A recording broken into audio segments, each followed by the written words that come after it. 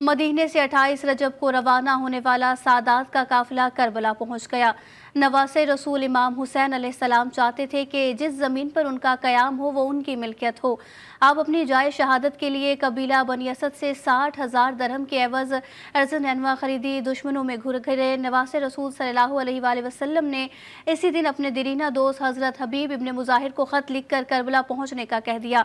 मोहम्मद मोहसिन की रिपोर्ट देखिए। तकरीबन 5 माह और 4 रोज का कठिन सफर मुकम्मल हो गया। मदीने से चलने वाले नवासे रसूल सल्लल्लाहु अलैहि वसल्लम के काफिले का आखिरी पड़ाव सैयदुश्शुहदा इमाम हुसैन खातमुन नबीयीन की नवासियों और अपने रफ़ाक़ा के साथ करबला पहुँच गए। यही वो जगह है जहाँ आपने मुकाम का नाम पूछा तो सब ने कहा करबो बला। इमाम हुसैन ने फरमाया, ये हमारी सवारियाँ उतारने की जगह है और यही हमारा खून बहने का मुकाम है। इसी मुकाम पर हुर बिन यजीद रिहाई और इसके सिपाहियों का नवासे रसूल सल्लल्लाहु अलैहि वसल्लम से आमना सामना हुआ। इमाम ने अपने असहाब को हुक्म दिया कि हुर और इसके सिपाहियों हत्ता कि उनके घोड़ों को भी पानी पिलाएं। चुनाचा न सिर्फ दुश्मन के लश्कर को सैराब किया गया बल्कि उनके घोड़ों की प्यास भी बुझाई गई। नमाज ज़ोहर का वक्त हुआ तो इमाम ने अल्लाह की हम्द सना के बाद फरमाया, लोगों मैं तुम्हारे पास नहीं आया हत्ता कि तुम्हारे खत मिले और तुमने मुझसे दरख्वास्त की कि मैं तुम्हारी तरफ आ जाऊं और तुमने कहा कि हमारा इमाम नहीं है। शायद अल्लाह तुम्हें मेरे वसीले से राह रास्त पर गामजन कर दे। बस अगर तुम अपने अहद पैमान पर उस्तवार हो तो मैं तुम्हारे शहर में आता हूँ और अगर नहीं हो